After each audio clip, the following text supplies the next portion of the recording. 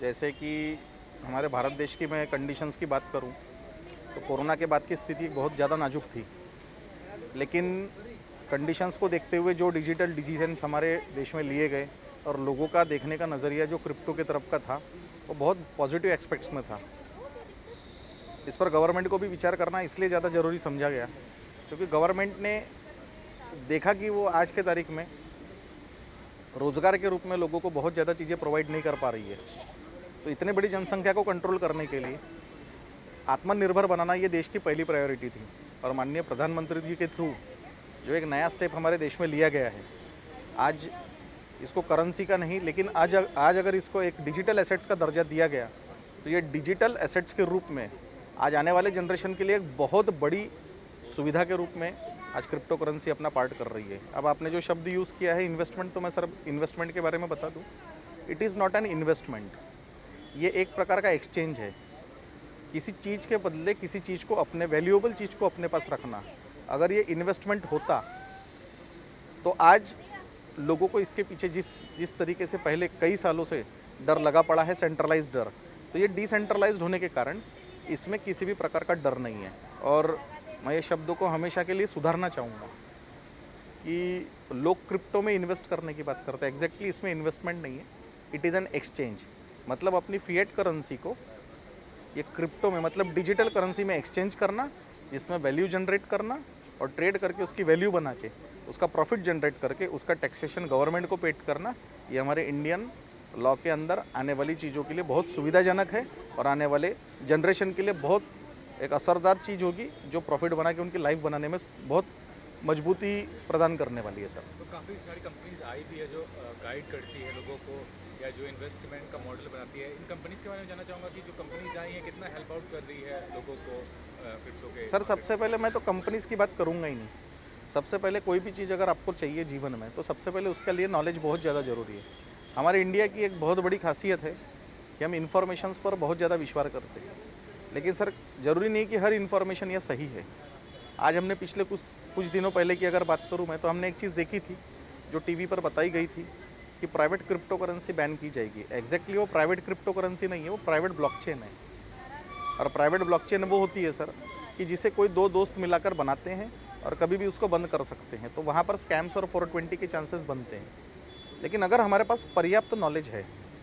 और हम क्रिप्टो की एक्सचेंज का अवेयरनेस अपने पास रखते हैं, ट्रेडिंग का अवेयरनेस अपने पास रखते हैं, तो मुझे नहीं लगता सर कि कहीं पर भी किसी प्रकार का धोखा आज इस टेक्नोलॉजी के माध्यम से आने वाले जनरेशन को होने वाला है। और रही बात सर कंपनीज़ की, तो कंपनीज़ ने आपके शब्दों के हिसाब से इन्वेस्टर और मेरे हिसाब से एक्सचेंजेस करने वाले उन लोगों के लिए सबसे पहले ट्रेडिंग प्लेटफॉर्म ओपन करने से पहले उनको नॉलेज का प्लेटफॉर्म ओपन कर देना चाहिए। आज हमारे इंडिया में अगर मैं बात करूँ तो लोग मैक्सिमम 100% लोग मोबाइल यूज़ करते हैं, लेकिन किसी को भी उन मोबाइल के साथ में क्या व्यवहार करना है, कैसा करना है, इसकी जानकारी प्राप्त करने का प्रॉपर एजुकेशन नहीं है।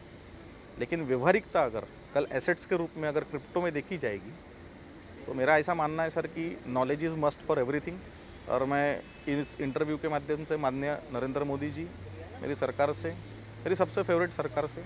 मैं यही आग्रह करने की कोशिश करूँगा कि सर आने वाला जनरेशन ये आपके हाथों से बहुत सुरक्षित हाथों में है। प्लीज़ क्रिप्टो के बारे में अगर कोई भी अवेयरनेस देनी हो तो प्रॉपर नॉलेज के साथ ही अगर अपन इसको लेके चले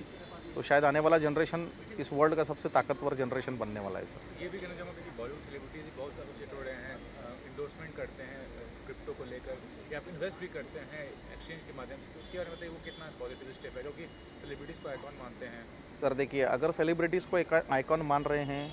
तो ये बहुत अच्छी बात है कि आज सेलिब्रिटीज़ का भी टेक्नोलॉजी की तरफ एक ध्यान सा आ गया है। हमने देखे हैं कि पुराने ज़माने की जितनी फिल्में थी 1960, 1970, 1980 के दशक की, आज उन फिल्मों में और आज के जनरेशन की फिल्मों में बहुत फ़र्क है। जो फिल्म स्टार्स भी जानते हैं, यहाँ के डायरेक्टर प्रोड्यूसर्स भी जानते हैं और फिल्म इंडस्ट्री का हर वो बंदा जानता है कि आज के तारीख में अगर फिल्म इंडस्ट्री में कुछ नई चीज़ आई है तो एनिमेशंस के थ्रू और बहुत सी ऐसी चीज़ों की टेक्नोलॉजी के थ्रू जुड़ चुकी है, जिसके वजह से आज लोगों को इसकी सुविधाजनक उनके मोबाइल तक की सुविधा बनी है, तो सबसे सेफ जोन में है। इसीलिए मुझे ऐसा लग रहा है कि फ़िज़िकल चीज़ों के पीछे जाने से अच्छा लोग आज डिजिटल की तरफ जा रहे हैं। और सेलिब्रिटीज़ लोग जिन्हें आज लोग फॉलो करते हैं, देखते हैं, जिनकी कोई बहुत से लोग ऐसे आइकॉन्स हैं, आज क्रिप्टो करेंसी के पीछे अपना समय और अपना इन्वेस्टमेंट या अपनी एक्सचेंज या अपना ट्रेड हर तरीके का एजुकेशन लेने का वो प्रयास कर रहे हैं और उनका क्रिप्टो करेंसी जैसी और डिजिटल करेंसी जैसी चीज़ों के साथ जुड़ना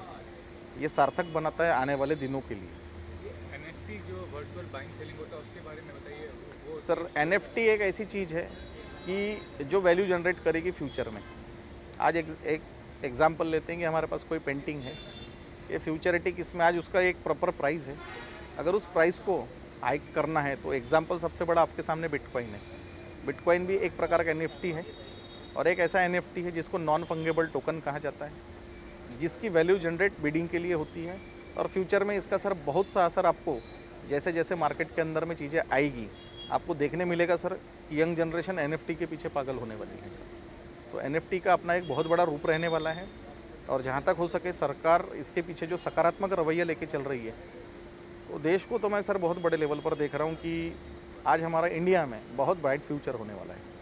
लास्टली हम चाहूँ कि जो बिजनेस ट्रांजैक्शन होते हैं बाइंग या सेलिंग, वो क्या आपको लगता है फ्यूचर में पूरा क्रिप्टो के माध्यम से हो जाएगा? अगर सर जिस तरीके से मैं देखूँ कि हमारे देश का कच्चा तेल ये खरीदने के लिए हमें बहुत सारी इंडियन करेंसी के अगेंस्ट में यूएसडीटी लेना होता है और यूएसडीटी से हम कच्चा तेल परचेस करते हैं,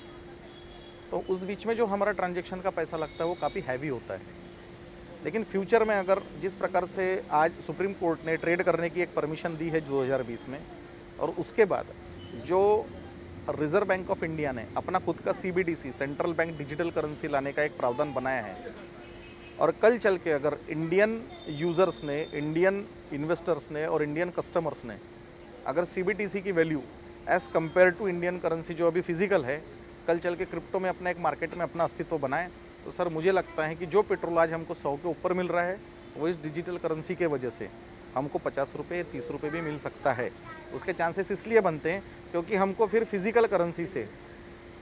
यूएसडीटी लेने की ज़रूरत नहीं पड़ेगी, डायरेक्टली हम अपने सीबीडीसी यानी अपने कॉइन से, अपने टोकन से, अपने इंडियन टोकन से डायरेक्टली कच्चा तेल खरीद कर अपनी सुविधाएं बना सकते हैं। तो फ्यूचर के लिए तो फिजिकल चीज़ों के लिए